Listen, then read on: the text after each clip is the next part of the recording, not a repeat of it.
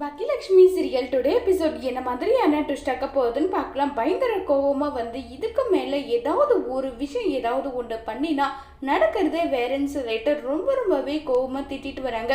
ஒருவேளை ஜெனி மட்டும் என்னை விட்டு விலகி போறேன்னு ஒரு முடிவு எடுத்து நானும் என்னுடைய ஒய்ஃபை வந்து விலகி போயிட்டு ஜெனிக்கு ஏதாவது சின்னதாக ஒரு இஷ்யூ நடந்தா கூட உன்னை என்ன பண்ணுவேன்றது எனக்கே தெரியாது, உன்னை கொலை பண்ணிட்டு ஜெயிலுக்கு போறதுக்கு கூட நான் தயங்க மாட்டேன், ஞாபகம் வச்சுக்கோன்னு சொல்லிட்டு ரொம்பவே கோவமா சரின்னு பேசிட்டு அங்கிருந்து கிளம்பி போறாங்க. இது எல்லாமே எழில் வந்து கேட்டுட்டு இருக்காங்க. மாலினி பயங்கர கோபத்திலையும் இருக்காங்க. அடுத்ததான் நம்ம எழில் நேர செலின் கிட்ட போயிட்டு எதுக்காகடா இப்படி பண்ணுன்றாங்க, நீயும் வந்து என்னை நம்பாம இருக்கியாடா, நான் வந்து அவகிட்ட உண்மையை சொல்லதா வந்துன்னு சொல்லிட்டு எல்லா விஷயமும் சொல்றாங்க. நீ சொன்னது எல்லாமே எனக்கும் தெரியுடா, ஆனா மாலினி இந்த அளவுக்கு கிரிமினலா இருக்கான்றத நான் நினைச்சு கூட பார்க்கல, அவ அந்த அளவுக்கு கிரிமினலா இருக்கான்னு சொல்லிட்டு ரொம்பவே கோவப்பட்டெல்லாம் வந்து பேசிக்கிட்டு இருக்காங்க. இதை கேட்டது சரியா, இதுக்கு மேல வந்து நீ கொஞ்சம் உஷாரா இருக்கணும், தேவையில்லாம அவகிட்ட போறது அந்த மாதிரி எல்லாம் வச்சுக்கிறத புரியுதா, எதா இருந்தாலும் பார்த்துக்கலாம், எப்பவுமே ஜெனி உன்னை விட்டு போக மாட்டாங்கன்னு சொல்லிட்டு ரொம்பவே ஆறுதலா சொல்லிட்டு இருக்காங்க. சரிடான்னு சொல்லிட்டு அங்கிருந்து கிளம்பி போயிட்டு நேரா நம்ம பாக்கி கிட்ட போயிட்டு நடந்ததெல்லாம் சொல்றாங்க.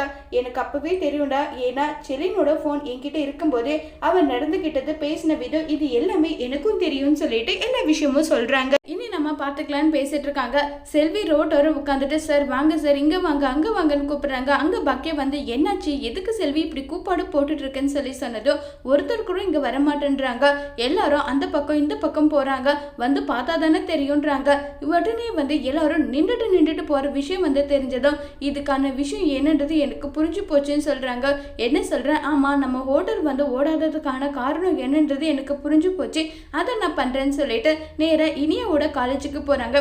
இனியாவோட காலேஜுக்கு போனதும் அம்மா என்னம்மா நீ அதிசயமா இங்க வந்திருக்க, என்ன விஷயமா வந்திருக்க நல்லா கிண்டல் பண்ணி கேட்டுட்டு இருக்காங்க. உடனே இனியா வந்து நல்லா இருக்காளா, கரெக்டா படிக்கிறாளான்னு சொல்லிட்டு எல்லாம் பார்க்க தான் வந்துடுறாங்க.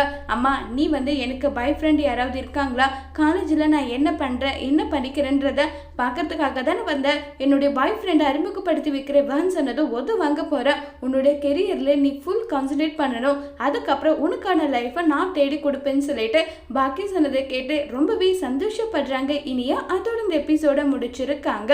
இனி வர போகிற எபிசோடில் என்ன மாதிரியான ட்விஸ்ட் ஆக்க போது வெயிட் பண்ணி பார்க்கலாம். தேங்க்யூ.